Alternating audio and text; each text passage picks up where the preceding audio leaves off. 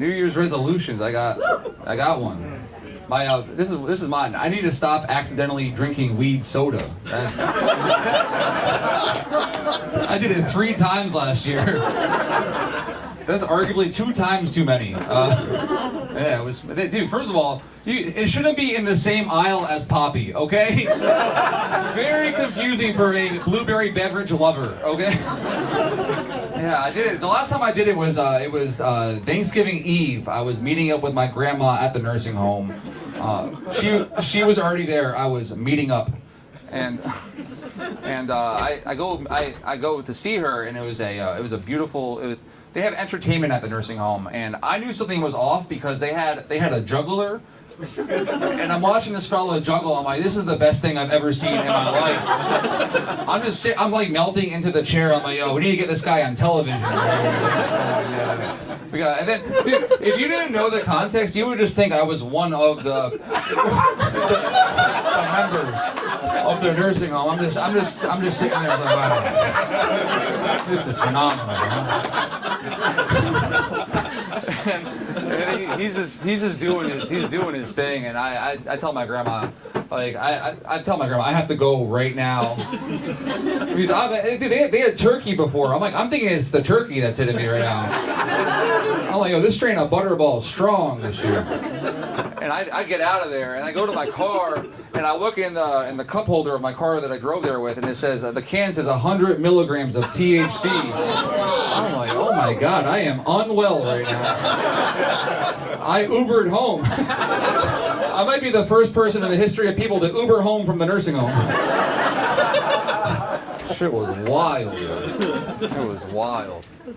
Yeah, man. I'm in an age gap relationship. Nothing crazy. Yeah. You think I wanted that? I just went to the bar one day, and now all her friends call me Chopped and Unk. Do you think I wanted to sign up for this? We're 8 years apart for 2 months, and then it's back to 9. But she's my fiance, so it worked out, yo. Thank you. Yeah, she's a earthy woman, you know. I'm public school New Jersey, so I've never done this earthy shit. She takes me camping, and let me tell you, it's the scariest thing I've ever done in my life. The woods? Have you been in the woods when the sun goes down? Frightening. This is how she starts the night. She's like, baby, before we go to bed, we have to put the food in the tree. I'm like, why? And she's like, to protect it from predators. And I'm like, predators? Put me in the tree. I ain't about the ground no more. I came here to bang you in a Walmart tent.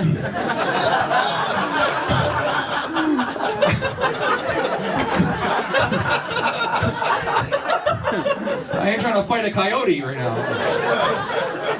So you're just in that tent laying there knowing that there's predators afoot. It's scary.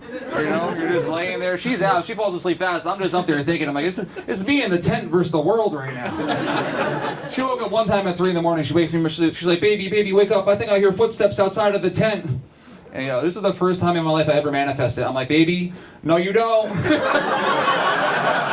These woods are empty, baby. Money's abundant. Well, we're up. Maybe you'll suck my dick. I don't know. We're up. The last one was an internal manifestation, but I shot it out there. But as I'm manifesting, I start hearing the footsteps. I'm like, oh my God, there's a man outside this tent. I might have to fight him. And then I'm doing the math. I'm like, we're in the woods. That's not going to be a normal fight. That's going to be a fight to the death. Like, you don't fight halfway in the woods and go your separate ways and become better people. Nah. Someone has to die. And it's talking to me. I still have to unzip myself into this fight. That's not a position of power, okay? You never want to approach a fight through a zipper. And I'm not packing anything on me. I don't got nothing on me. All I have is that voice I give my dog when she's being bad. I just hit the woods with, hey! And I startled this frat bro. He's like, dude, I'm high and I'm lost. I'm like, bro, the food's in the tree. Please leave me alone. Turned out to be a nice guy, but you never know out there in the woods. I'm 35. Anyone 35? Yeah. How's it been? Almost? It's like, how's it been? I love it. Things are going wrong with me now, though. Like, I just got a root canal. This is my first set post canal, yo. Dude, dude, first of all, my dentist is a bro. Don't like that at all. Okay, I want my dentist to be on the verge of death. That's it. I want an old fella or a lady, but I don't want a bro. The bro puts his fingers in my mouth. He's like, "You have soft teeth." Don't talk to me that way. Soft teeth. He's like, "We're gonna give you a root canal." I was like, "Okay," and he's like, "How much Novocaine do you want?" And I'm like, yo, all of it, bro. What are we doing here? Do people get less Novocaine? And he was like, yeah, some people, you know, they want, like, it makes their face really swollen, so, like, if they have plans after the root canal, like, they'll get less Novocaine. And I'm like, plans after the root canal? You think my ass is going to the Guggenheim after this? I get the root canal and I put on Harry Potter, that's it. That is the day. The root canal is enough for the day, and then so he loads me all the way up. I'm numb as hell. I'm like, dude, I feel like I was a mumble rapper. I'm like, yo, thank you so much for this. Many blessings to you and your family.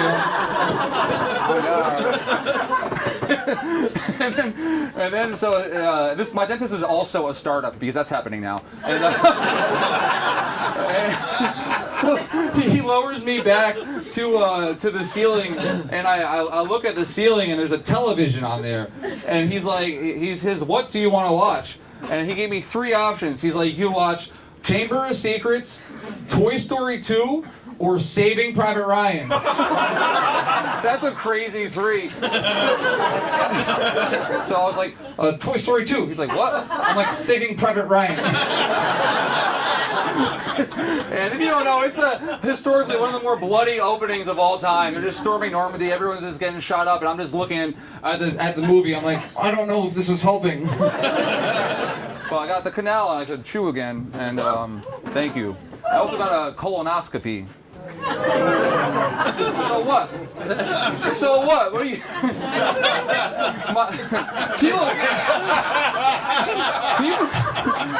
People ask me how the colonoscopy went, and it's like it's hard to explain because you're under for most of it. So basically, what happens is like they put you in a little gown.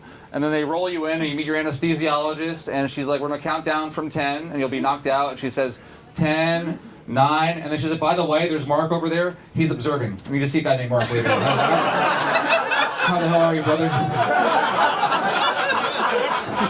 I'll be watching your ass, brother. Yeah. That was my only interaction with Mark in my life, but I hope I showed off. Alright, gotta get out of here. One more bit, last bit. A little dirty. I didn't want to end up this way, but I got lit, and this is the one that fits the time. Do you think I wanted to end with a dirty bit? No! I got a... Oh my god, I keep tripping over this, alright? Was that what you were laughing at, me tripping over the carpet? You like carpet humor, motherfucker? I fucking love you, alright. We should stay in touch. Okay, alright, this is a quick one. I need a dismount. You guys have been so much fun. Alright, my friends, so we're 35-year-olds. The single ones, it's not going well for them. Dude, I have some friends who they haven't stopped going out since the Harlem Shake era. Okay? Dude, these guys are weather beaten, and they just show up to the bar, and like now they're just trying to overcompensate. They're doing drugs they shouldn't be doing. My buddy whispered in my ear, he's like, I just took the Viagra. I'm like, we're not even talking to anybody right now. Why'd you do that? He was like, oh, the hornier I am, the more girls are into it. I'm like, I do not think so. He didn't meet anybody. He just started walking around like he had scoliosis for the rest of the night.